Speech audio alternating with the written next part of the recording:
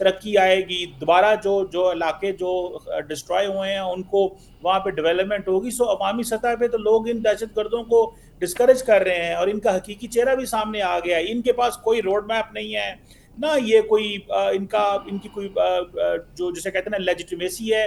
ये सिर्फ और सिर्फ गुंडे हैं, दहशतगर्द हैं। इन्होंने ये समझते हैं कि इनको अफगानिस्तान में से निकाल दिया गया है कि जाओ पाकिस्तान के अंदर जाके लड़ो। देखिए इनका कारोबार है लड़ना, इनका कारोबार ना इनकी कोई फैक्ट्री है, ना ये किसी को रोजगार देते हैं। ये लड़ते हैं, भारत से पैसा लेते हैं, वहां से सप्लाई आती है।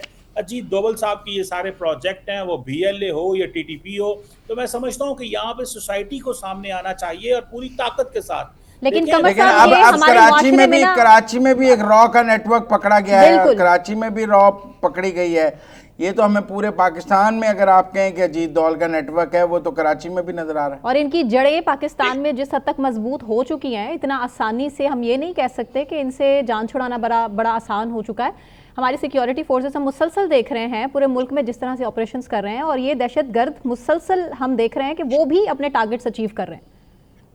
देखें मुजम्मिल साहब, इंडिया को इस चीज़ का पता है कि पाकिस्तान के साथ आप अगर कन्वेंशनल वॉर करेंगे तो उसमें तो बड़ा नुकसान होता है। तो वो तो सस्ती जंग लड़ रहे हैं कि आप चंद ग्रुपों को अफगानिस्तान में पैसे दे दो, वो पाकिस्तान पे हमला कर देंगे।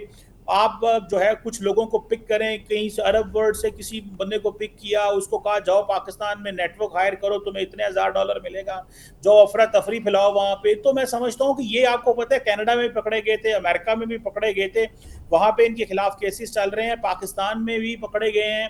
मैं आज भी जो वहां पे कराची के अंदर ये हुआ है, तो मैं समझता हूँ कि इंडिया सस्ती जंग लड़ रहा है और महंगी जंग तो उनको ऑलरेडी महंगी पड़ती है। उनके जहाज भी गिरते हैं, पॉलिटिकली भी जवाबदेह होना पड़ता है। ये तो उनकी डीप स्टेट जो है लगी हुई है और इसको एक एक करके पाकिस्तान इन लोगों को पकड़ रहा है, इन लोगों की कनेक्शन पकड़ रहा है, इनकी फंडिंग पकड़ रहा है। और मेरा ख्याल है कि पाकिस्तान का केस बड़ा मजबूत है। एक तरफ तो हम इनको एक तो अफगानिस्तान को हमने बड़ा सीरियस पैगाम दिया हुआ है कि ये दहशत गर्दों वाला सेटअप बंद करें। ये जो हम चाइनीज ठीक, फॉरेन मिनिस्टर मुजम्मल साहब आए थे, इसीलिए ये बात की गई है कि अफगानिस्तान को एक रिस्पॉन्सिबल रियासत बनाने के लिए हम किरदार अदा कर रहे हैं कि ये दहशत गर्दों को पनाह देना बंद कर दें।